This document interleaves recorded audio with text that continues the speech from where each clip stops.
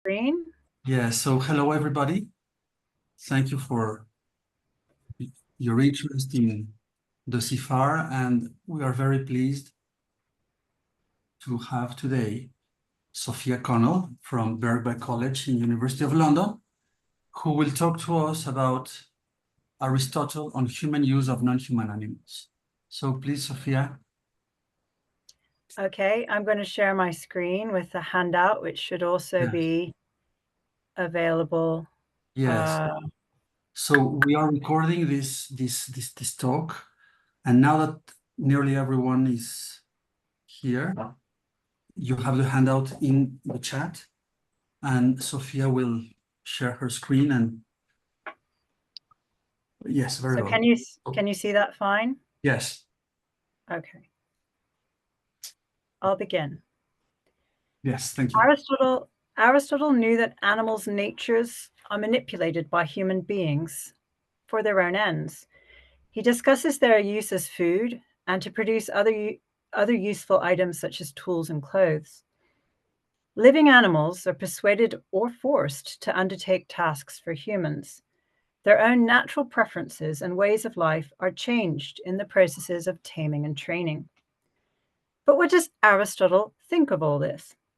Very often, Politics 1.8 is cited as the main articulation of his point of view, which is that animals and plants are actually for the sake of humans, as if it were part of the natural or metaphysical order. I won't be talking directly about the controversy about Aristotelian global teleology, but will focus instead on a discrepancy between the view we find in Politics 1.8 and Aristotle's zoology, where he details animals from their own point of view. The paper will be in 4 parts. The first part, I review evidence from Aristotle's political philosophy about the use of animals. I will then take some examples from Aristotle's zoology, where he describes the use of non-human animals by humans. These animals have their own ends, but humans use these and manipulate these animals for their own ends. This always requires techne. In the third part, I show that there is a metaphysical framework. This isn't original. I borrow it from other thinkers, but I find a metaphysical framework in which we can make sense of how animals have their own ends, but can also be used by humans for human ends. So they have a for the sake of which to do with themselves, and they also serve the ends of humans. And in the conclusion, I'm going to speculate about what Aristotle says about the ethics of the human use of non-human animals. So begin in the first section with the practical philosophy, which is Aristotle's practical philosophy is anthropocentric. Surprise, surprise. In his ethics, he talks about finding what happiness and well-being is for the individual, but he makes it clear that he's doing this in order that we then move on to do political philosophy. And in political philosophy, humans are constructing the city-state so as to serve the ends of humankind so that people can live a happy and honorable life, as he says in book 3. The polis is the union of families and villages in a perfect and self-sufficing life, by which we mean a happy and honorable life. Now, in order to, now I'm kind of moving between book 1 and book 7, but the reason that I'm going to Politics book 7 is because there he sets out some of the ideal conditions for the functioning of a polis in which people can do well and live happily. And so we get some idea of the background conditions that are required. And part of this is the materials for this kind of life to happen in the first place. So this is where we get Aristotle talking about the politician being like a craftsman, a crafts worker who has to have materials in order to form their city. And these materials include human beings, and they include all the natural resources in the environment. So here in text 1, we have Aristotle comparing the politician, the statesman, to a craftsman. And here he says, so all other craftsmen, so the statesman is one of these, considered to be similar to these other craftsmen. All other craftsmen, for example, a weaver or a shipwright, have to be supplied with their material in a condition suitable for their trade. For the better this material has been prepared, the finer is bound to be the product of their craft. So also the statesman and the lawgiver ought to be furnished with their proper material in a suitable condition. And here's where he's going to start to tell us about what these materials are for the good city. Now, the first thing he actually gets into is human beings themselves. So human animals are part of the material conditions. They're part of the material that the statesman will have to work up. They have to be prepared. And here, obviously, you get the details about breeding and educating children. Now, but going a little bit back in, we have these human beings, and humans are animals. So humans need food. Humans need the conditions to survive as the animals that they are, their physical, sustaining themselves physically. And Aristotle does mention, right, in book 5, in chapter 5 of book 7, that we're going to need this land that's able to produce and supply food. So he says here, as to the question what particular kind of land the city-state ought to have, it's clear that everybody would command that which is most self-sufficing, and such is necessarily that which bears every sort of produce, panophoron. So this idea of the land itself giving food to the inhabitants is interesting, and it led me to think about a section of the Meteorologica, where Aristotle talks about the land itself having kind of cycles of being fertile and then drying up, and famine sort of setting in and people moving out of that area. So he has some awareness of the how different places on the earth aren't all as fruitful for human habitation. And there are tiny hints there, although not enough for us to get a huge handle on, but there are tiny hints there that human beings might have certain detrimental effects on the land. He talks about people shifting the rivers in Egypt, and he talks about famine and war and disease as ways that the land is sort of used up. So turning back then to the Politics, book 7, let's see if I can get this to go down. Let's think about these material natural resources that are required for people to thrive. Air and water, obviously important, and other kinds of products from the land, metals, and geographical features like harbors. And then we move on to the living products in the area, the living materials.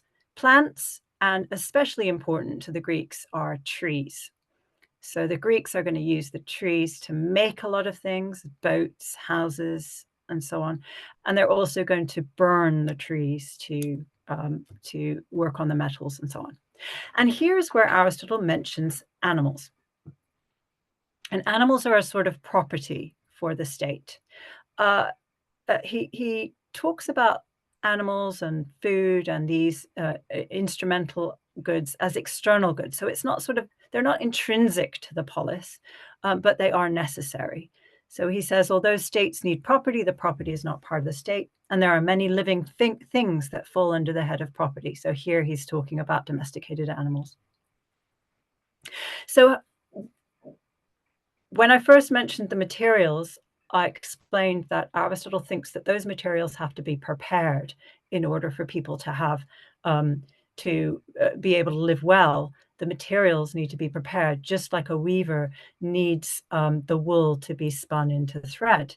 So also the materials need to be in a proper state for the statesman to form the state in the best way for human beings to thrive.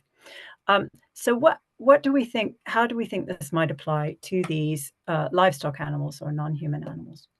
Well, one hint is, obviously we know that Aristotle uses carpentry and to explain his matter form, his hylomorphic theory. And again, he uses this. I've got a little bit from the physics, but this explains how you have different levels of craft, knowledge, and action. So what you'll need when you've got these non-human animals is you're going to have to form them, and then they become the proper sort of material. So they don't just come to you fully formed. So the text 4 is sort of giving you a sense of that the arts, so the crafts, the techni, make their own material. So there'll be certain techni that will form these creatures, these animals, in ways that make them serviceable for us. And in the same way that Aristotle often talks about crafts like carpentry, where you don't immediately use the tree to make a ship or whatever else you're going to make out of it. First of all, the wood has to be prepared.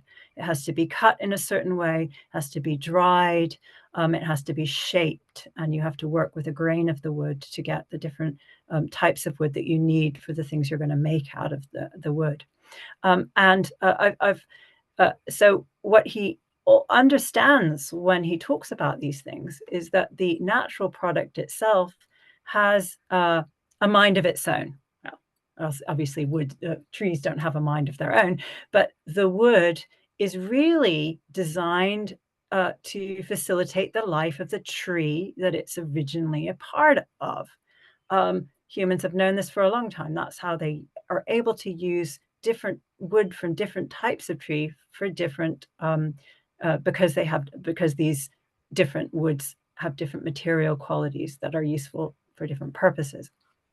And Aristotle acknowledges that, by nature, actually, this bed frame that's made out of wood is a tree. I mean, that's its sort of original nature. So if we take that to animals, then we realize that a similar principle applies, that animal bodies can be used, for instance, for food or for other uses, or animals that are kept alive but used by us for labor, for other purposes, have to be tamed and trained and controlled using techni. So the materials have to be developed, have to be prepared beforehand, and that includes non-human animals. Okay, so that was kind of preparatory for the place that, and now we're going to go to the text that people usually cite in trying to get to grips with how humans relate to non-human animals in Aristotle's philosophy, and that is they go to Politics 1:8. And I'll read out the passage so we have it in our minds for what follows. So the ways of life for humans are the nomadic, the agricultural, and those of raiding, fishing, and hunting. Some people live agreeably by some combination of them, making up for the inadequacies of their way of life where it falls short in regard to self-sufficiency. For instance, some simultaneously pursue the nomadic and the raiding life, others the farming and hunting life, and similarly in the cases of the others also. They live in whatever way need joins in compelling them. Such acquisition is clearly given by nature to all, both straight away at the moment of birth, and so too when they are fully grown. For some animals produce at the start to accompany the birth sufficient food to last until such time as the offspring is able to get it for itself.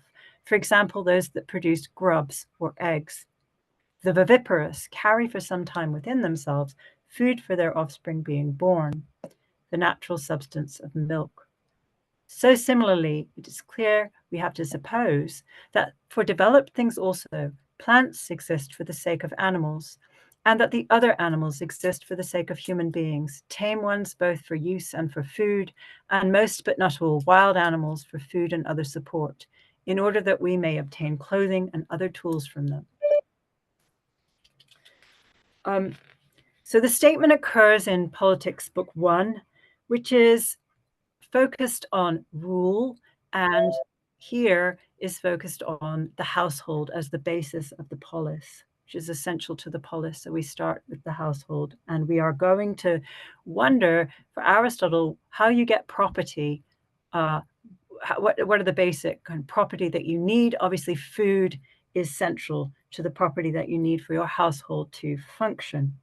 But there are as he goes on to explain, right and wrong ways to acquire property.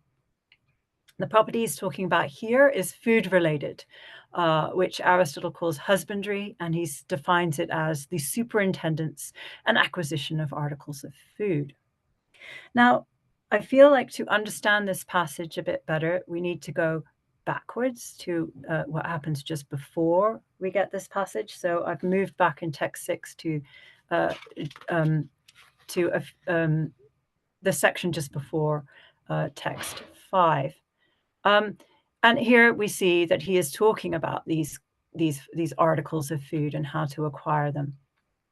So he says, furthermore, there are many sorts of food, owing to which both humans, animals, and human beings have many ways of life. For it's impossible to live without food, so that the differences of food have made the lives of animals different. Among wild animals, some are nomadic and others solitary, according to whichever habit is advantageous for their supply of food, because some of them are carnivorous, others gramivorous, and others eat all kinds of food, so that nature has differentiated their ways of life to suit their facilities and their predilection for those articles of food. Now, this kind of thing, that statement maps on very well to what he talks about in some of the zoology. Now, the point being that he's going to say that there are all these different ways of life for human beings. You remember the hunting and the farming and so on. But when it comes to non-human animals, they are more singular in their ways of life. And we can actually, if we look at their bodies, we can see, we can discern what kind of food they seek, what kind of food they're able to get, and what kind of food they prefer. And many scholars have tried to figure out why it is that Aristotle says that humans have many ways of life, but animals have this sort of more singular way of life, meaning what kind of food they like and are able to acquire.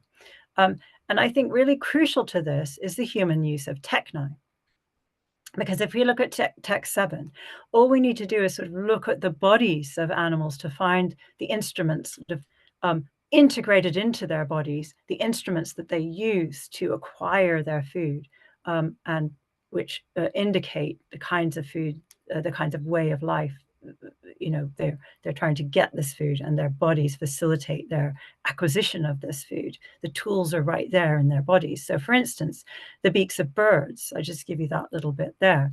The beak is useful for its way of life. For woodpeckers, crows, and crow-like birds, the beak is strong and hard, while for small birds, it's hollow for collecting seeds and grasping mites. So we can see it right there in their bodies. The difference for human beings is that we can't see from our bodies what kind of life we're supposed to lead. And there's a clue about why this might be, because human beings make their own tools using their hands, and their hands are very different than the parts of other animals, which Aristotle explains in the Parts of Animals, Book 4, Chapter 10, Text 8. And he explains here, in fact, he's arguing against somebody like Protagoras, who said humans were naked and helpless because they don't have these weapons that other animals have. They're sort of integrated into their body, their claws and talons and sharp teeth. And Aristotle argues here that that's because humans have hands and they can make their own weapons, so that the hand, in a way, it becomes a talon, claw, horn, spear, sword, and so on. Now, what he doesn't talk about here is agricultural tools, or the tools that we use to hunt, but the same sort of principle applies.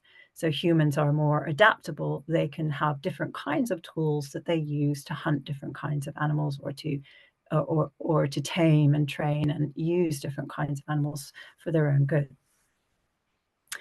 Okay, so going back briefly to the politics, now that we've strayed into the parts of animals. In the politics, we have learned that this food is sort of there for us, this food, and he's said that plants are for the sake of animals, animals are for the sake of humans, and nature supplies us with this food. But is it the case that there's some kind of limitation on what we are supposed to take from the environmental resources that are there for us. And there is a suggestion in the politics passage that we should only take what's necessary for life and useful for the community or household. So there's no carte blanche on the stuff that's supplied to us. The non-human animals are not, we shouldn't just use as many as we feel like using. There's some kind of limit. At one point, he talks about this limit being natural and something that's not acquired by craft. And I've given you text 9, which I'm not going to read through, but if you have a look at it, what he's talking about there is not that he's not saying humans can only acquire their food in a natural way, say without using tools, without using techni. That's not what he means. He's using natural in a very specific sense here, just something like using something for the function for which it's been designed. So the natural use of a shoe is to put it on your foot and walk in it. And the unnatural use of a shoe is to use it for profit. So he's contrasting natural in the sense of fulfilling the function it was made for with using a shoe for wealth. So he's calling that unnatural. So and he's discouraging wealth getting in this passage. Okay.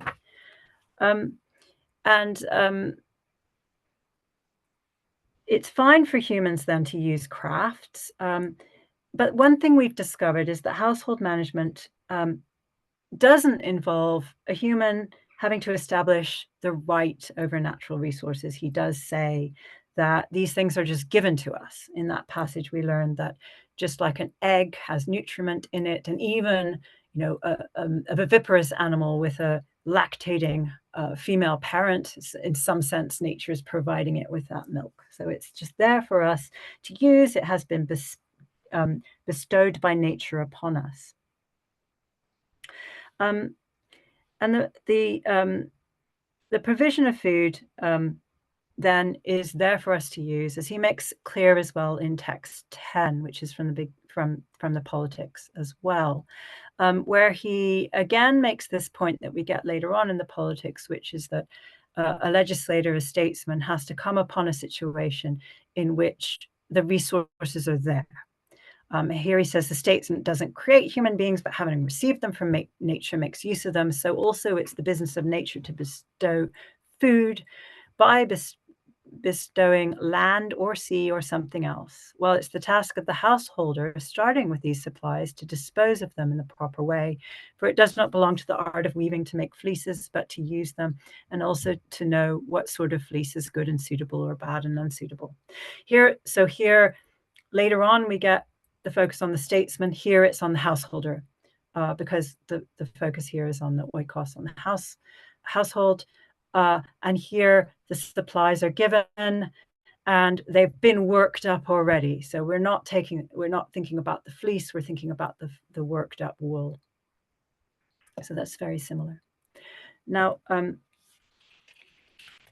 there is another hint about the limitations. So although we have this provision of food, text 11 gives us, again, back to politics 7, a sense of the limits.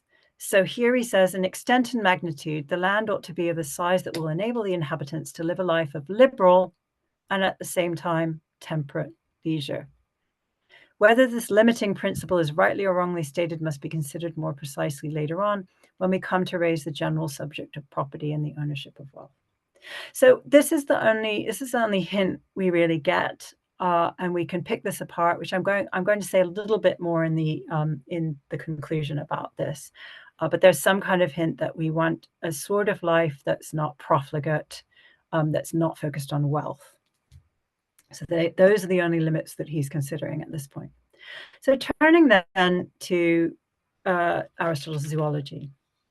And the point here is to find out about the animals from their own point of view, which is what he is aiming to do.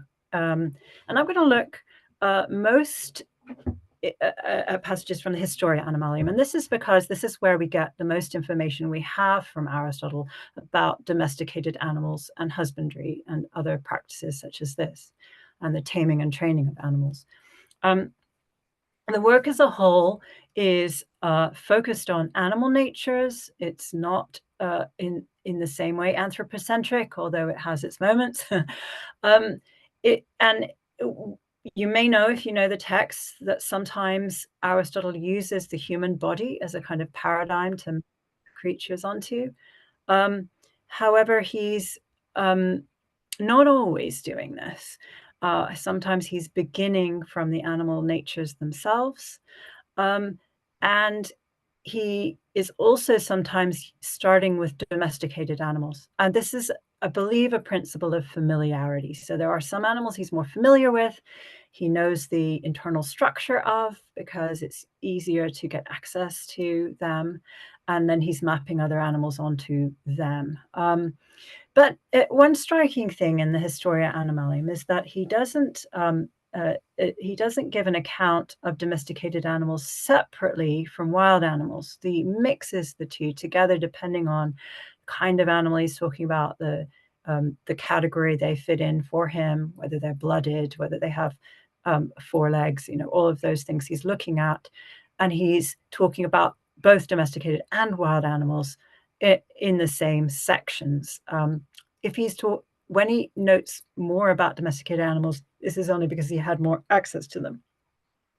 And so what I take from this is never does he give any indication that there is a sort of separate set of animals that are particularly designed for our use, designed by nature.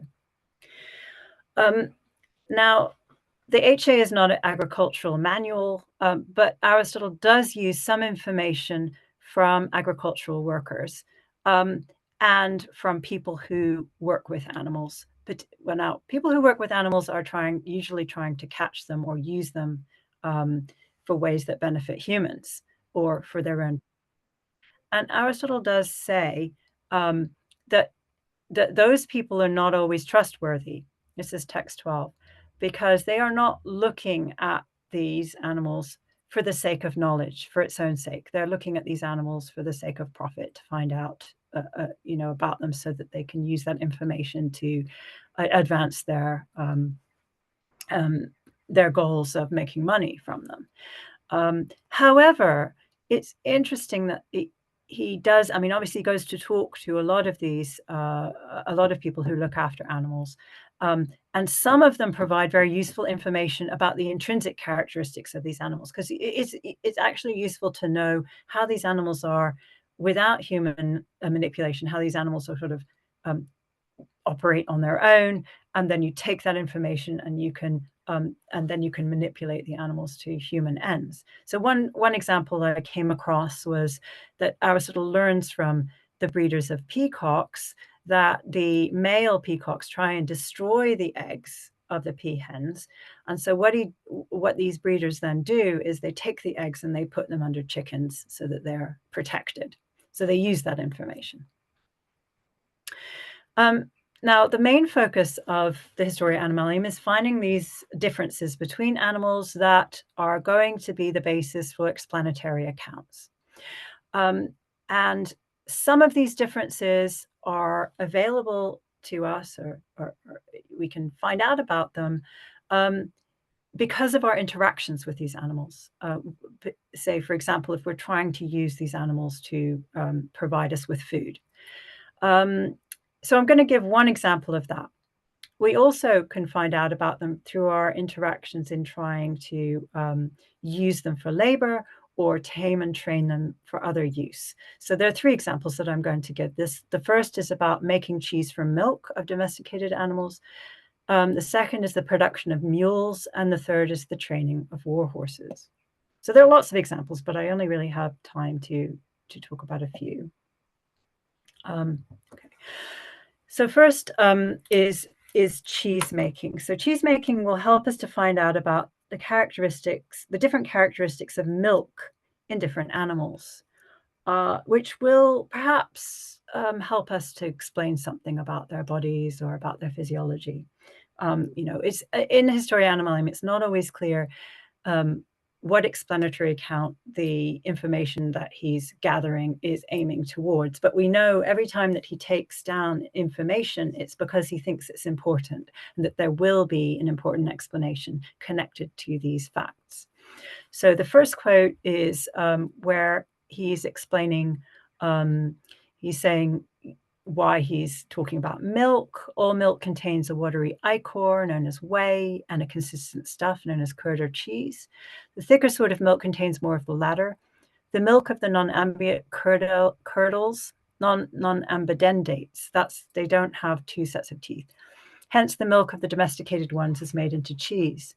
But those of the ambidentates does not, nor indeed does their fat, and it's thin and sweet. The thinnest of all milk is the camel's, next the mare's, third the ass's, cow's milk is the thickest. Cold does not cause milk to congeal, but rather turn to whey. Heat makes it congeal and thicken. Now, actually, that kind of information is going to be useful for him in his theory of generation, but don't need to say anything about that right now. So after explaining that the connection between pregnancy and the production of milk, he gives somewhat details of a seemingly quite brutal agricultural technique to produce milk.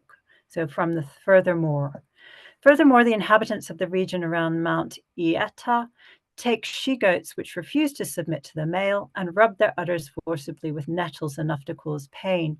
The fluid they obtain to begin with is blood-like, then it is mixed with pus, and finally it's true milk, no less than that which is obtained from those which submit to the male. Generally speaking, milk is not produced by any male animals, males included, but it is by some individuals. And here he gives a very strange account of cheese from a he-goat, which I won't go into. But the point being here is that there is some kind of manipulation involved in, there's something that you need to know about the animals, and then you have to and then you have to do something to bring about the cheese, to bring about the kind of milk that you need for cheese. I'm going to say a bit more about that, but before I do, I wanted to alert you to text 14, where so to me, this is interesting, text 14, because it might indicate that the nature of the animal can be linked to human use. So here he says that cheese is made when, so actually he's talking about milk, and he says some animals have a leftover, like surplus of milk. And you can tell which ones these are, and you can use this milk to make your cheese. So some animals just have too much milk. They have a surplus, like naturally. And you can tell which ones these are because they have two teats. So he says that in this passage. So it might indicate, that perhaps nature is producing these animals for us to use their excess milk to make food for ourselves. So that's one hint. But I think that's the only, it's not a very strong case, because actually the production of milk requires a lot of human intervention. In other passages, he talks about certain pasturage that's required, which is controlled by humans. The abundant and continuous supply requires keeping the females away from males. So they've got to have contact to begin with to get pregnant, but then they have to be kept away from the males, or else the milk dries up. And he also details rennet extraction, which is a pretty involved business. It's not very natural to making cheese. You require the fluids from the gut of a fetal animal. All right, second example will be a brief one, but it's another way I'm thinking about the human use of non-human animals in Aristotelian philosophy, and this is the mule. So mules were of great economic importance in the ancient world. They are stronger and more capable than either donkey or horse. They are, and they did a huge amount of kind of hauling work, basically heavy work, and they can go anywhere. Their feet, can climb over all of these hills. But they are completely artificially produced. So mules are a sort of animal that humans create. And Aristotle is very aware of this. He brings this up in various places, one of them in Historia Animalium, where he explains how you can get a horse and a donkey to mate, because they won't want to do this naturally. You have to actually bring up the animals. You have to bring up the donkeys with the horses. So you take a baby donkey and you put it to be suckled by a horse. It thinks it's a horse, and then it will sort of be persuaded to mate later with a horse. All right. So let's move on to probably the most exciting example for me, which is the taming and training of animals. And I wanted to do a quick little preface on what we can find out about taming and training from Aristotle's texts, from the Historia Animalium. And again, I just want to say that I'm aware that these are not explanatory accounts. Aristotle is not. I am putting together what I believe is there in the background, Aristotle's views of how we tame and train animals, but he's not giving us an explicit theory. So he says in many places, including in the Metaphysics and in the De Memoria, that animals have memory, and this allows them to be trained or to learn. And the sorts of animals that we are going to be human beings train are the sorts of animals that are already being trained by their own kind. And there are numerous examples. He's obviously very interested in this because we get a lot of examples in Historia Animalium. Swallows train their young. The nightingale trains the young to sing, text 16. The deer trains her young to stay away from the dangerous places, and the seals train the young to go down to the sea. Now, what I see here is that we have,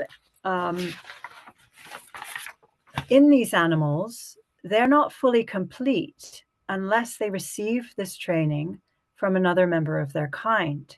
They can't lead the sort of life that would be natural to them unless they receive this training. And the training involves them repeating activities that they at first find difficult or unpleasant. They don't at first want to do. So, for instance, the swallow parents train the young to throw the excrement out of the nest. They're not really inclined to do that to begin with. And the seal has to sort of lead the young, make them go down to the sea to accustom them to it, because they are not wanting to do that. And you can see that actually in my garden at the moment, where the birds are fledging and their parents are pushing them out of the nest, right? So humans exploit these aspects of animals' nature, that they need to be forced and persuaded by their own kind to undertake activities, and they kind of they parachute themselves in.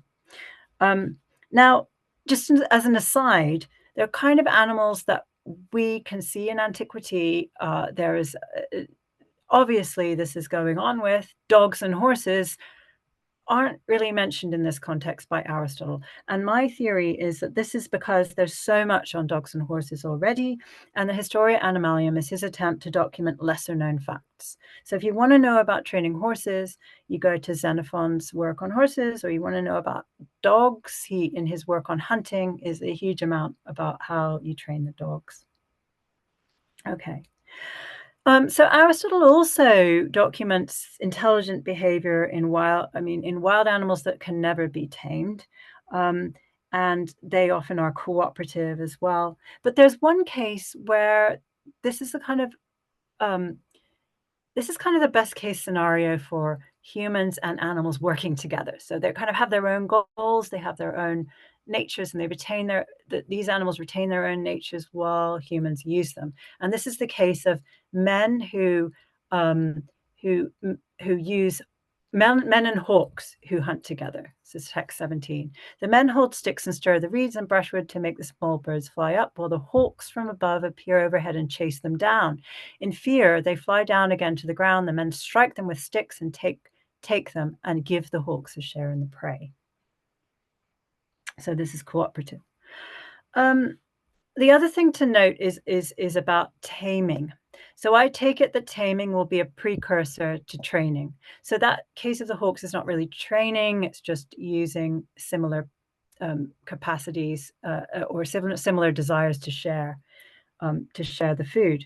But in the cases that I'm interested in coming up, the case of the elephant, we need to first tame the animal before we can train it. So the elephant is actually marked as a prime example of the tameable kind of animal in text 18.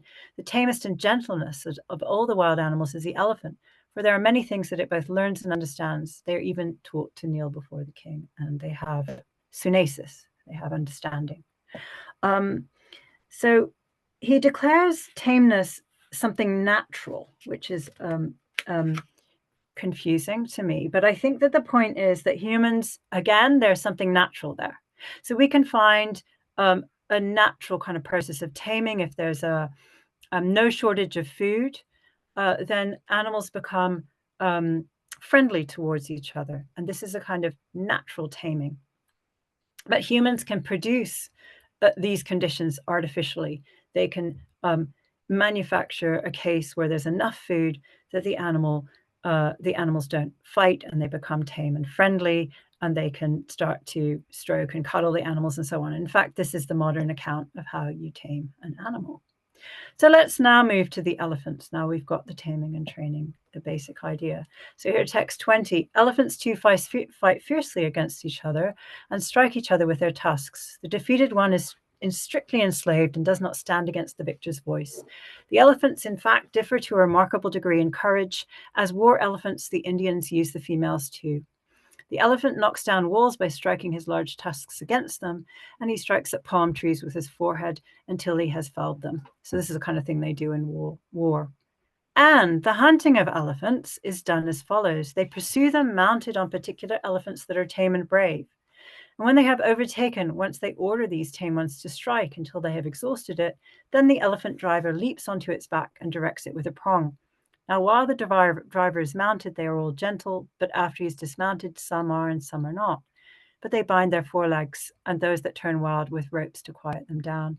They hunt them both when they have grown big and as calves. So the last bit is a little bit more brutal, but I think the thing I wanted you to notice is the way that the people who hunt and tame these animals are using other animals. They're using other animals of their own kind. They're using the tamed elephants to subdue the wild ones, and that's how they're able to do this.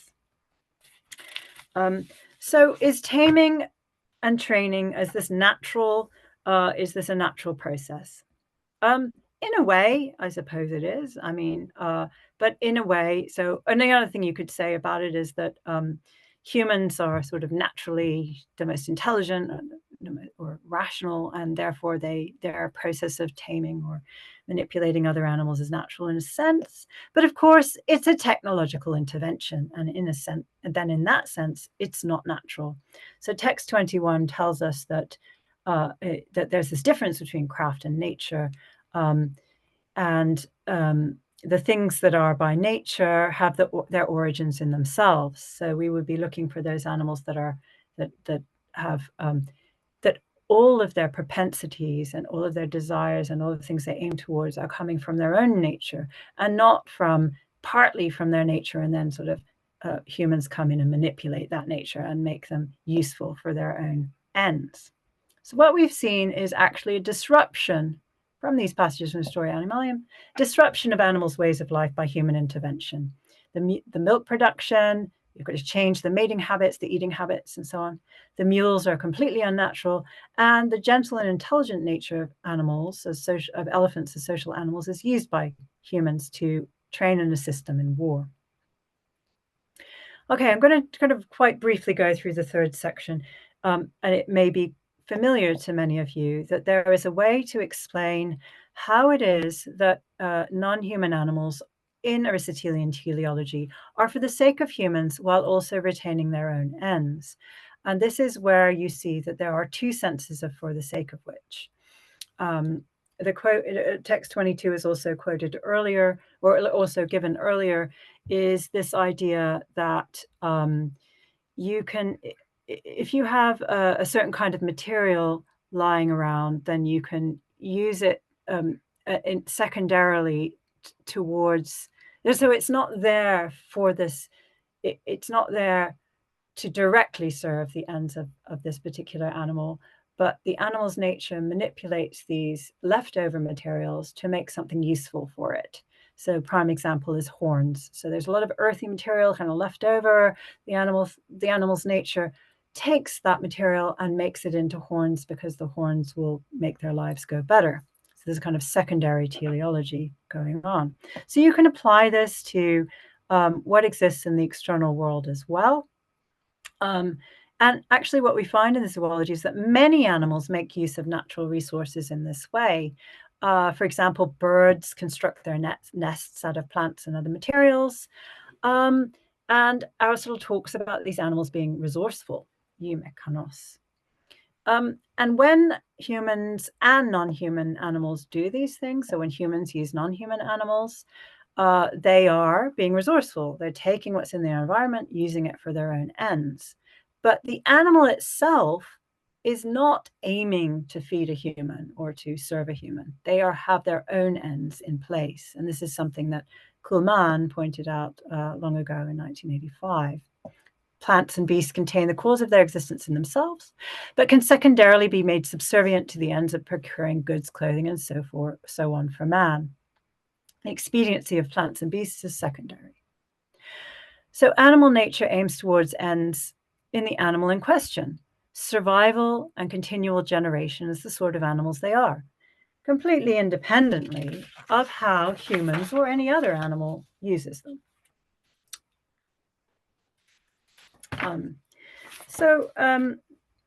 Right. So I think then I will come to my conclusions. Aristotle's zoological works then provide this evidence of his awareness of the extensive craft knowledge required for humans to use non-human animals for their own purposes. Now, we've seen how in the Politics he specifies that husbandry and agriculture are foundational for any human community, both the oikos and the polis, and that no human community could exist without a supply of natural resources, including non-human animals. Our natural use in that context means and using animals for human functions and not as items of wealth only. So beyond what's necessary for the good community. So while this acquisition of these animals is natural to humans, there's a tendency he talks about a tendency to vicious unnatural excess. This is from the Politics, Book 1. The kind of acquisition sufficient for the good life is not unlimited, so i.e. it's limited. And as Monty Johnson put it in his book, there's no blanket license to exploit and consume every living or natural thing on Earth. Okay, but what is that limit? You know, what is the limitation that is put on the use of non-human animals? As I said, it's hard to sort of it's hard to specify what this is exactly, but he does hint that this city of our prayers from Book 7 of the Politics doesn't need a large port. All that will be required is that if this community has an access of natural resources, like a few too many trees or a few too many pigs, that they be able to exchange that for things that they are lacking. Maybe they don't have as many sheep or don't have as much wool, so they can import that and export the other. So rather than trying to accumulate wealth and produce luxuries, he's sort of minimizing this to an exchange of the necessities. So what about animals in all of this? Does Aristotle care about these ends of animals for their own sake? There's certainly scope in his zoology for an ethical stance that takes into account the needs and preferences of non-human animals from their own point of view. I mean, he's certainly aware that animals have their own experiences, they have needs and desires, they have emotions. And this is used in contemporary environmental virtue ethics and sometimes in biocentrism. But so far as I can see, he doesn't use it himself in his political or ethical works. He doesn't ever sort of use that or recommend that we use that in our decision making. What he's focused on is the well-being of human beings, which actually requires, I said that we weren't going to have any luxuries, but it does require leisure. So, and this means that there needs to be enough supply of food that some people are not working in the garden, working in the farm themselves. So we need a surplus enough of food and enough wealth that there will be some people pursuing philosophy and some people doing zoological research, which is part of philosophy for Aristotle. And actually, one recommended source of wealth is for Aristotle is livestock. And this is text 23. So we're almost finished here. The useful parts of wealth getting are the knowledge of livestock, which are most profitable and where and how. As, for example, what sort of horses or sheep or oxen or any other animals are most likely to give a return. A man ought to know which of these pay better than others and which pay best in particular places, for some do better in one place and some in another. Secondly, husbandry, which may be either tillage or planting and the keeping of bees and of fish or fowl, or of any animals, which may be useful to humans. So here we get a sense that's sort of over and above. So there needs to be a certain amount of wealth so that we can have leisure. Now, one tiny hint about the well-being of animals in the Politics is where Aristotle notes that tame animals are better off than wild animals. And this might seem strange to us. I mean, we are in the contemporary context, we often think of wild as superior to tame or superior to domesticated animals, something noble about the wild animal. So why does he think being tame is superior to being wild? Well, this is in the context of where he's discussing slavery as well. And there he says that slaves are better off if they are lacking this deliberative part of them. They're better off under the rule of somebody who has reason. And I think it's in the same kind of sense that he thinks that, so it's an anthropomorphizing sense in the case of non-human animals, that they are better off because they are being used towards human goals which are higher and better, which are rational. So here's the quote, text 24. It's clear that the rule of the soul over the body and the mind and the rational element over the passionate is natural and expedient, whereas the equality of the two or the rule of the inferior is always hurtful. The same holds good of animals in relation to human beings, for tame animals have a better nature than wild, and all tame animals are better off when they are ruled by humans, for they are preserved. And I think there's only one sense in which we could see this as good from the point of view of the animal's nature itself, which is at one point in Historia Animalium, he says that non-human animals have these two kind of fundamental biological aims: sustenance and care for the young. So they're basically trying to sustain themselves and reproduce, which are the two functions of a nutritive soul. Now, if humans feed domesticated animals, then that might explain why they're better off. They don't have to forage or hunt for themselves, but they are provided with food to preserve their life. However, they're also thwarted from their own natural ends. They can't use their beaks or their claws in the way these have been designed for them to lead their own kind of life.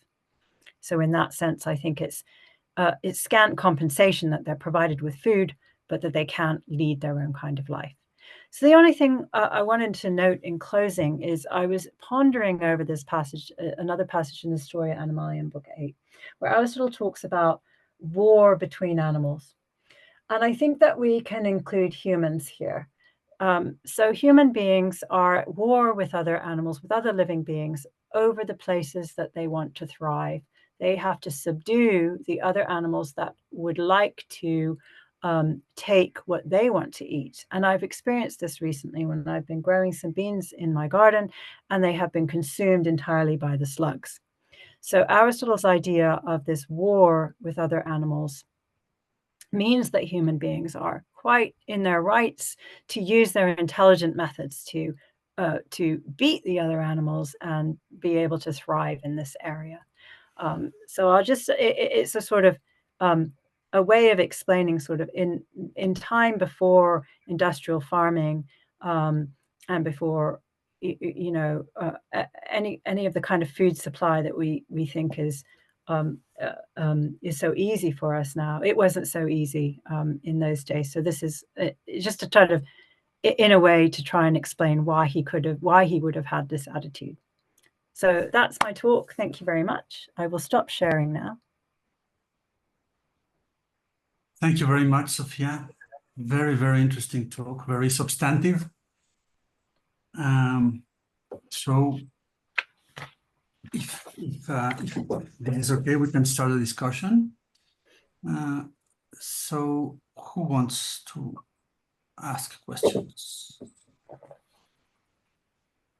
You can raise your hand through the Zoom application, or just wave your hand and I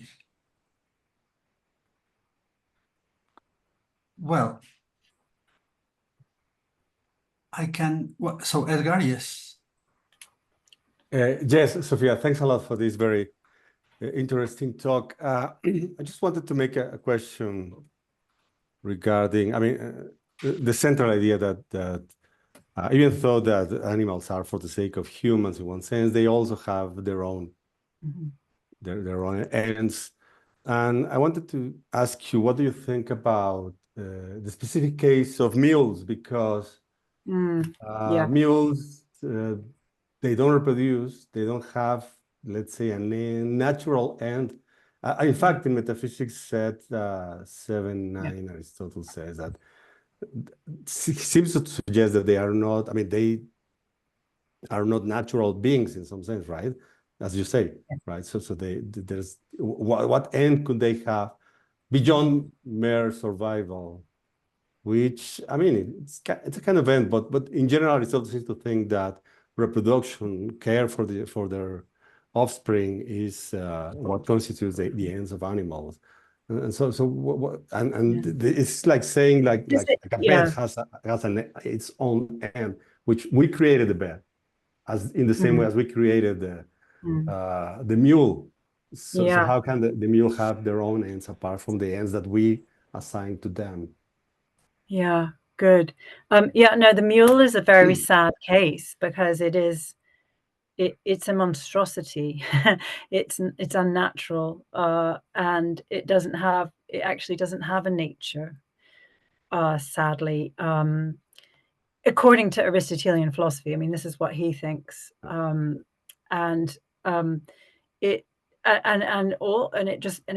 It can't reproduce, so it's not a kind. It's not like, it doesn't have a form or a nature.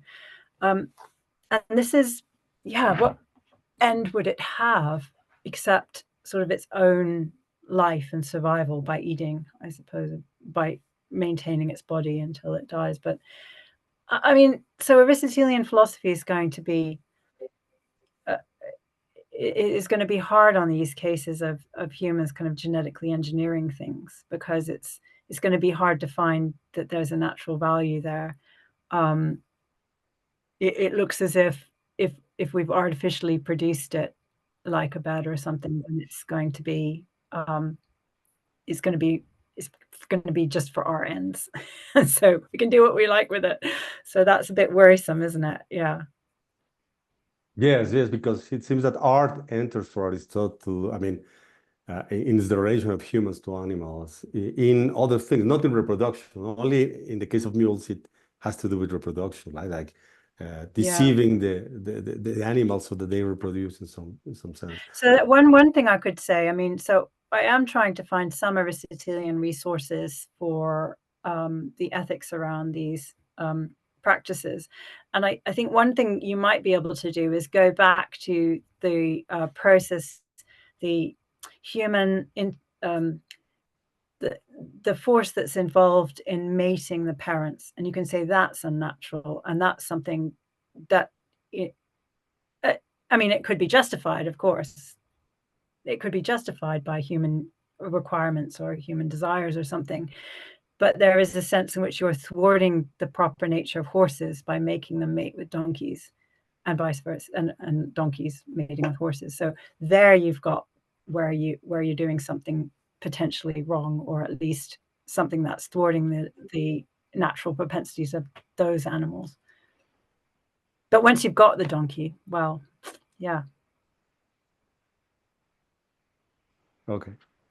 It was Thanks a made to lot. be our servant. Yeah. Yes, it's just certain. Thanks a lot. Thank you, Edgar.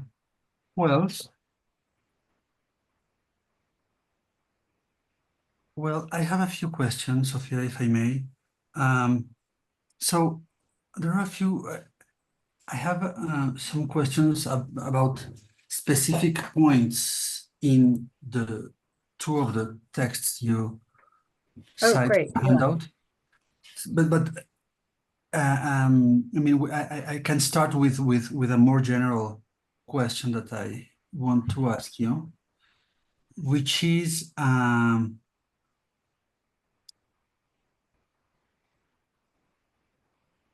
what I take to be your main thesis, or well, one of your main theses, and this is that that the evidence that we have from the biology, from the zoology, suggests that for Aristotle, animals do not exist for the sake of us, no, for the sake of human beings, and so the evidence you give for this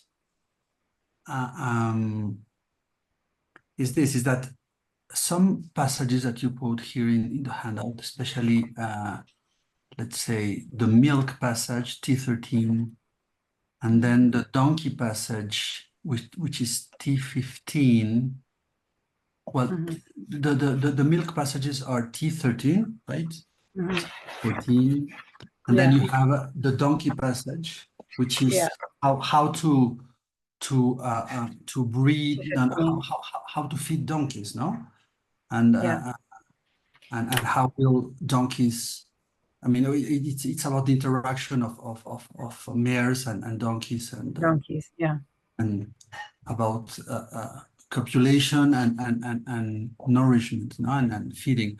And there is also the case of mules that you were discussing just now. So I mean, these passages, as far as I can see, are passages that you read as implying that that our use of animals requires a disruption of what you call the animal ways of life. Yeah. Human intervention, right? So in order to be able to use animals, at least in these three cases, to be able to use animals, we need some knowledge and some technical knowledge about them. So your inference is that, well, given that we need some knowledge about how to use them, some technical knowledge, this shows that they are not naturally designed for our use. And our use of them, given that it requires some knowledge, some practical knowledge, given that our use of them requires that knowledge, then this means that our use of them is artificial. No, I mean, it's not. I mean, they are not naturally. Yeah. Okay. Very well. So that's your argument. Now, my worry with this inference that you make is that, well, the fact that we need some knowledge to use something for our end, for our purposes, that doesn't mean that this thing that we use is not designed for our use. It just shows that our use of certain things requires some knowledge, but this doesn't mean that no, I mean, so that's my worry. So how can, I mean, Yes, yeah. No, I better completely agree. So no, I mean, yes, you know, I need to have some knowledge of how this computer works, to make it work, or, I need to know how the blender works in my kitchen to make it work. And those things have been made for me to use by technology. But the difference with non-human animals is what I think I've identified is it is that they're kind of getting on with things in their own way. And Aristotle is chronicling this. He's trying to find out how they get along with things on their own. For example, breeding or eating.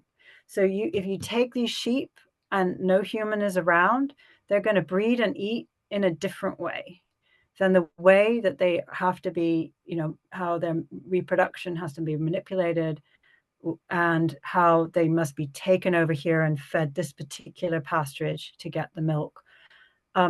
So those are the things that humans do that actually disrupt those very fundamental parts of their nature, which is what they would do if nobody was around. Like my blender is not going to go and say, oh, I think I'll go and blend some bananas now because I feel like it. But the animals are doing these things, whether humans are directing, they're doing these things in their own way. And then we're kind of taking that capacity that they have, and humans are taking and changing in some senses what they would do naturally. I mean, this because of the fences that they put around the pasturage, or, the ways in which animals are curtailed, non-human animals are curtailed.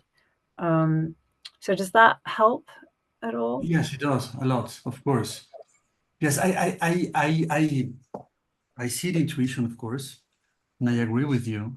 I mean, animals would do what they naturally do if we didn't use them, and our use of them is different from, once we use them, what we do with what animals do is something different from what we do naturally. Yeah. So yes, okay. Yeah, animals and plants to a certain extent. I mean, I haven't talked about plants, but I'm doing some work on Theophrastus, but plants as well. What humans do, they then have a kind of organic response, obviously. So, if the plant's dead, I'm making a table or I'm using the materials, it's not going to, sprout in a different direction. But you have to have quite detailed knowledge when you're pruning a plant, or when you're lifting it, putting it somewhere else into a different soil, or you're feeding it different nutrients. It's going to do its own thing in response to that manipulation. So living beings are going to be a different kind of, they're going to have their own natures. That's what I'm trying to put my finger on. But couldn't you say, for example, that, well, let's think about horses, no? Yeah. And say, well, horses, Aristotelian horses have, they exist for their own sake, or for the sake of something, and that's something I wanted to ask you. Well, what's the purpose of animals in the cosmos? No, what's so? But let's suppose that they have a purpose. No? Yeah. Now, if they do have a purpose, couldn't you say that, well, that this purpose that needs to be served for the goodness of the cosmos as a whole, and that this purpose for the sake of which horses exist, can be achieved by the existence of horses, but this is compatible with there being horses in order for us human beings to achieve better our own purposes. Right.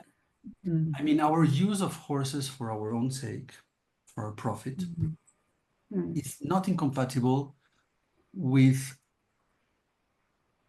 the idea that horses have their own end, and that this end can be achieved, as well, and as well as, what I want to say is this: is that horses have two ends. No, one is their own end, and the other is being used by human beings in order to help us to achieve our own end. So this double end of horses, they are compatible with one another in principle, aren't they? Unless our use of horses implies the destruction of horses, and well, in that case, of course, if there are no horses any longer, then Yeah. the purpose of horses cannot be achieved. But if horses go on existing and reproducing themselves, can they serve this double purpose? Yeah, so I mean, I think I rushed, so I kind of ran out of time, but I think I rushed over that third section where I'm in complete agreement with you on the idea that horses could have two ends, like their own ends, and then be towards our good ends. And it might be that in human nature is this, or in human ends is this requirement that we use horses and dogs, otherwise we wouldn't achieve the good life for humans. And there'll be other animals that use other animals. So for instance, there's this, well, that's not maybe a very good example, but there's a crocodile that it needs the bird to come and take the bits off its teeth. And so those two animals will depend on each other. And it may be that, I mean, it may be that horses get something out of, I mean, dogs certainly get something out of being with us, but I'm not sure about horses. So there may be room for that in Aristotelian terms. What I thought you were worrying about this global teleology, like what are horses actually for? Exactly. Yes, and I think that there's so much. Yeah, I'm still not completely got my head around it, but so much literature is either there's a global teleology with humans as the beneficiaries, and you know, the unmoved mover as the goal, or whatever. And then on the other hand are these people who say, no, there are just these individual natures in each single animal and plant and organism, and that's all there is to teleology in Aristotle. And I think there's something in the middle going on, especially with these relationships, these interrelationships between humans and other animals and plants and other animals. Right. So I think there is a sense in which there has to be, you know, we couldn't exist. Most animals couldn't exist without other types of animals that they use. Right. And so they are for the sake of those animals as well as being for their own sake. So if you look at, like, I don't know, I'm trying to think, like, there's a passage where he talks about how this fish produces loads of eggs and half of them get eaten, but that's okay because the other animals that eat the eggs need them. So, you know, there are these kind of interrelationships that he talks about, where in that case is a bit stronger than the case of the overproduction of milk that then we would have. It seems to be that there are some animals that depend on this overproduction of eggs by the fish. Exactly. And well, and something that one could say, but I'm not sure if that's that is something very Aristotelian, is to say that, well, diversity, no? Diversity is something good. Yeah. So a cosmos is better if it includes larger diversity of animals than a smaller diversity. So that's why each animal has its own end, because that contributes for the overall goodness of the cosmos, which requires diversity. But I'm not sure if that's very Aristotelian. I mean, it's I don't know. I mean, you do get it in Plato, don't you? You get it in Plato somewhere in the Timaeus where he says that. Yes. And I think that if there's anywhere that there's a hint of that, it's where he says that the elements are full of animals, all of them except fire. There aren't any fire animals, but then there's a bit where he talks about fire animals. But yeah, basically all of the elements are as full of life as they can be. So in that sense, yeah, there's a drive towards life where it's possible. Right. And because of that as well, because the elements are differently valued for Aristotle, then, you know, you get some cold and wet animals. That means that they're going to be different. There's going to be this diversity because the cold and dry animals are just going to not be, you know, they're going to be structured in a different way than the warm and wet ones. True. And now, just one last question, which is this. I mean, you show that in the zoology, animals have their own ends, and that the use of, I mean, that they are not naturally designed for human use. That's in the zoology, but how is that consistent with the passage T5 from the Politics, where Aristotle says that animals are for the sake of human beings? I mean, is this a tension in Aristotle's thinking, or is there a way of reading the Politics passage as allowing for what you seem to show about the zoology? I mean, it's because he says ani, isn't he? I mean, it's yes. In the first part about the plants are for the sake of animals, he uses Heneca ani. You know, they exist for the sake of animals, which seems quite extreme. Yeah. So then you transfer that to the second phrase, ta'ala zoa. Yes. Yeah, but for, you know, in the same way for the sake of humans. So it's tricky. I mean, one wants to read it in the way that you mentioned earlier on in your question, that there are two ways of being for the sake of, that they are for the sake of humans, because here we're talking about the household and how you get food. This stuff is for you to eat. But when you move to the zoological works, which is a different context, then they have their own ends in terms of their own natures. Yeah, I think that's how I'd want to read it. Okay, thanks. But it's pretty strong. It's pretty strong here with the ani, I think. Yeah. True. Well, thank you very much, Sophia. So, Paloma? Thank you very much for a very, very interesting talk. I just have two questions. Well, one commentary and one question. The commentary is that in Historia Animalium 9, chapter 47, Aristotle talk about this horse and this camel that were, how do you say, obligated to mate. To have sex, yeah. Do you know this? Yeah, and then doesn't because it's his mother, he jumps off a cliff. Is that the one? Yes, the horse and the horse commits suicide, and the camel kills her owner. So I think maybe there is a good argument there that even when human beings are using animals, there are rules that wouldn't be. Yeah, that's interesting. So I thank you for bringing up. I haven't thought about that passage in relation to taming and training animals, but yes, I mean, it does show that if you push it and you go too far, like you can't, the animal's nature will come back and not allow you to do that thing, or it will thwart your efforts, or it won't be to your advantage in the end, because you'll lose those animals that are valuable to you, because they're going to assert their own needs and their own natures against what you're trying to make them do. And I think that's a good example of that. Or maybe that there is a big nature that human beings and animals are embedded. And the other one, the other question is, I don't know if I'm being too Neoplatonic, but I'm thinking that all living beings must participate in eternity. And the way in animals participate in eternity are by the reproduction of species. Yeah. And human beings direct with the contact with the nous. Yeah.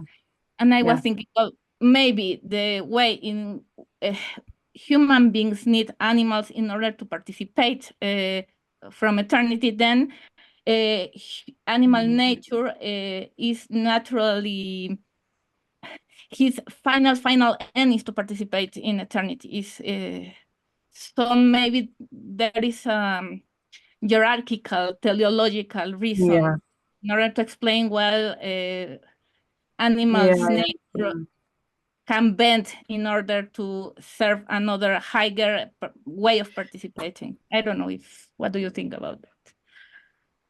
Yeah, I mean, I don't tend to think about it metaphysically in that way. I mean, I can see how you could argue that, but because I'm kind of ensconced in reading his zoology and I get the perspective of the animals a lot from that, I tend to think if we move to the and then if we move to the politics rather than the metaphysics, what he can definitely do is morally kind of have a moral justification for the use of non-human animals insofar as they have a lesser life, like they're not as good as us. So we can thereby can justify our use of them because, I mean, and you can get this kind of thing in contemporary environmental or animal ethics where you can morally justify the use of other animals is because humans are a better, higher species that do better things, or they have art, or, whatever it is that you want to say makes humans better than other animals.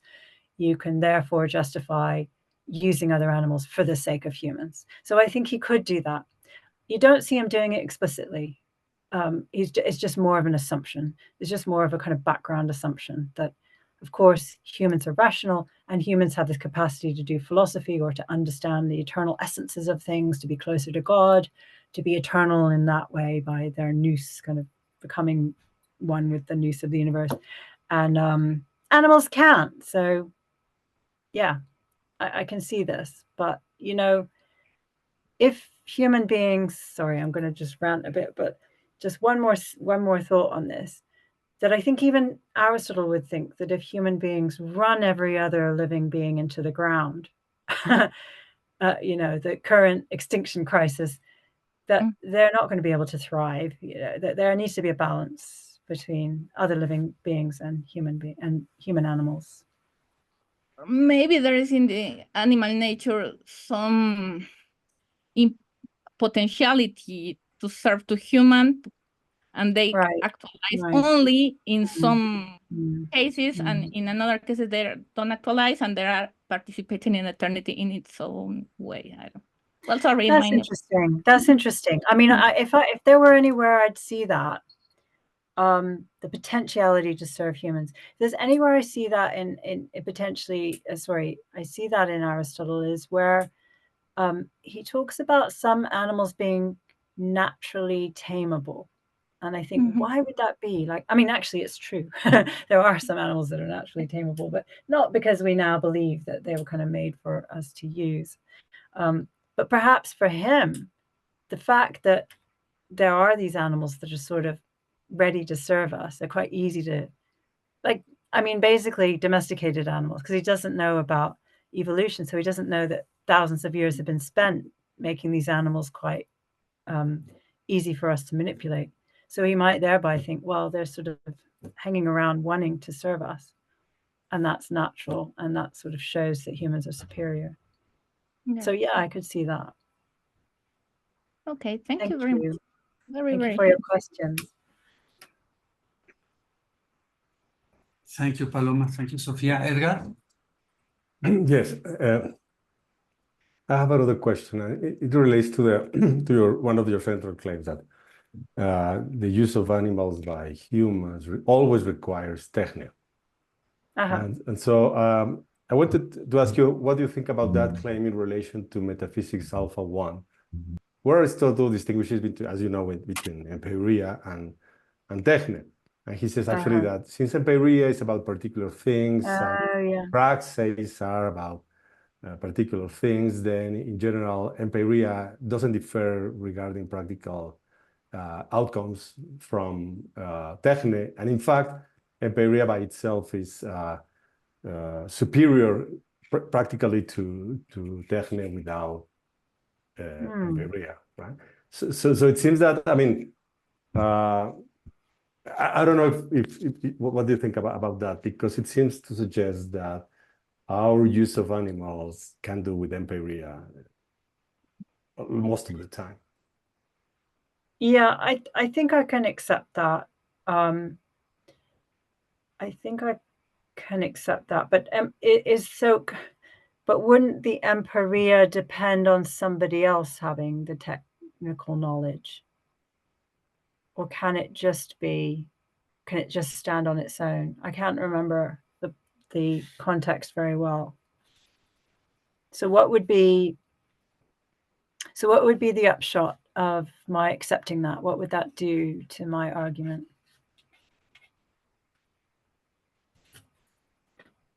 I'm asking you. I don't know. Okay.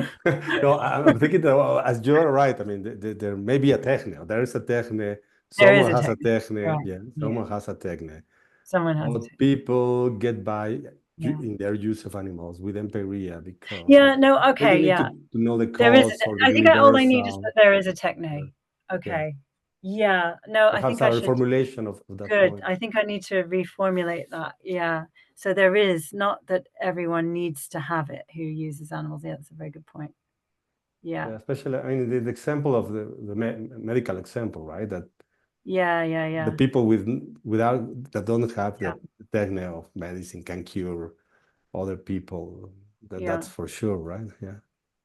Yeah. And I think, well, if you think of these, let's say the beekeepers or the fishermen or these people he's talking to, I suppose a lot of them just kind of do these things.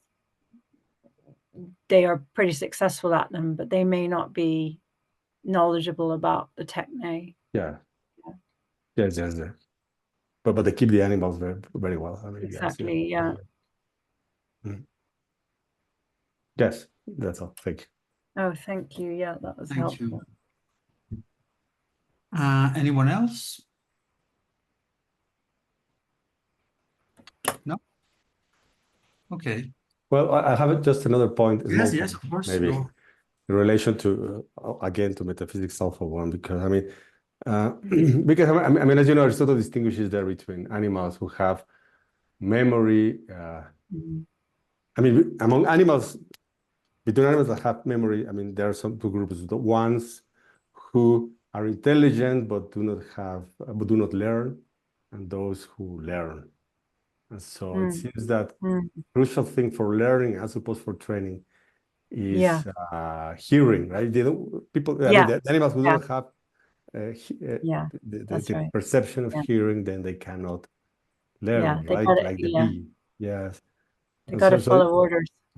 Yeah, I mean that it's not centrally related to what you say, but I mean, I just had a doubt about how does that fit with, I mean, your general notion of training of animals, because in a sense it's performed by some animals train others to do things, right? That's what you said at the beginning. And then also, since human beings tame animals, they also train them in some ways. So how does that fit with the centrality, let's say, of the perception of hearing, in the capacity of hearing? Well, I think that's interesting. So the examples I've given are of the kinds of animals that do have hearing, but I think you're actually picking up something interesting, which is that animals train other animals often physically, like behaviorally, like you know, they do something and then the other animal mimics them, right? There's not a lot of ordering around going on. There's not kind of verbal communication. And the kinds of animals he's interested in when he talks about hearing seem to be maybe dogs, who take orders, maybe horses, and they're kind of very highly domesticated and have been living with us for thousands of years. He is a little bit obsessed with communication being verbal and being because when he discusses in Historia Animalium, he talks about voice, and he says some animals make noises, but they're not really speaking to each other. And he explains how it is that you can communicate, and then he says it is a kind of necessary condition for communication that you have a voice, and it's kind of wrong. I mean, actually, you can communicate with sign language and you can communicate with body language, but he doesn't really like in his philosophy, he's focusing on human ways of and not even just human ways, but he's focusing on intellectualizing communication. And he does, as I say, he does transfer that onto the zoology kind of in the Historia Animalium when he focuses on voice, because at one point he says, look, animals definitely can't communicate. He admits that some animals communicate with each other, like birds singing to each other. But then he says, well, they definitely can't if they don't have a lung and they don't have a voice box. And you think, well, so he's really obsessed with the voice and hearing as picking up the voice. So yeah, I don't think he's right about that. And curiously, in the zoology, he takes into account other kinds of communication. For example, the cranes, they have a complex way of telling each other who goes first and who goes at the back. And they, and they gesture. They don't just, he does say they shout, but they're also doing it with their bodies. So he does also give accounts of animals communicating with each other without using their voice. Their voice. Yeah, that's very interesting. Thank you. Okay, thank you, Edgar. We have two more questions. Is it okay with you, Sophia? Yeah. Okay. So Paloma first, and then Martin. Just a little appointment to this thing for voices and animals. I don't remember where, if it's in Periarmeneias or where. I'm not sure if it's Aristotle or Albert the Great that is my author. He says that animals need imagination in order to. Animals can produce voices, because even if a dog cannot signify something extramental with a voice, a dog can signify his pains and his Right. how do you say his happiness. Yeah. And these things are voices because they are signifying an impression in the soul. Oh, yeah. Yes, I don't think that's Aristotle, but that's really interesting. But it is interpreting, the phantasmata kind of idea of impressions in the soul, which comes from the Parva Naturale, from De Memoria and other treatises. Yeah. Yes, because in Periarmeneias, voice is the representation. It's not representation. It's the symbola from the passion that the thing puts in the soul. So, but if animals cannot, but animals cannot produce voice, but can understand voices because they are disciplinabile. They can hear. So in some sense, they need the ability to grasp something that is not the pure sound. They can grasp something. The meaning, like the symbol. Yeah. Exactly. Very good point. Yeah. No, and that's what part of what he tries to, not very clearly in the Historia Animae, more clearly in other works, just the way he tries to distinguish between voice and speech. Exactly. This is the articulate speech is different from the pure voice, but pure voice is not just sounds. No, this. Exactly. Yeah. Okay. Yes. What is that? Thank you very much. Thank you, Paloma. Martin. Thank you, Sophia, for your talk. I have a question about how to interpret your text part, that of 662, in this context. When we use an animal for our purpose, do we take it as a matter as when we use a material for construction, for example? Because we are imposing a new purpose on it, another form other than its own. Are we turning it into matter for our purpose, or this is the strong and maybe talking about matter and form in this way is just wrong interpretation of mine of that passage? No, I was trying to interpret it that way, and I think it was because I was focusing on Politics Book 7, where he tells us that the statesman needs these materials, and so everything within the state is a material, and particularly these kind of instrumental goods, like other like non-human animals. And so I was thinking about them as materials, and then I was thinking that they're not, then you don't use them directly, but you have to prepare them as well to be used. So that's where I was bringing that in. That's also mean that they need to have certain dynamics, certain way to we can use it, because it is not like we can use anything as a material, for example, for construction, but it has to be certain. They have to be prepared. Yeah. No, but not only prepared. I understand that part, but they also need to have certain pieces of their own, for we can use them, prepare them for use them as matter. No, it's like sure. We cannot use whatever kind of rock, but exactly kind of rock. You can't use. Is it like you can't use cotton wool to make a saw or whatever it is? That's what I think. Wool, I can't remember. Yeah.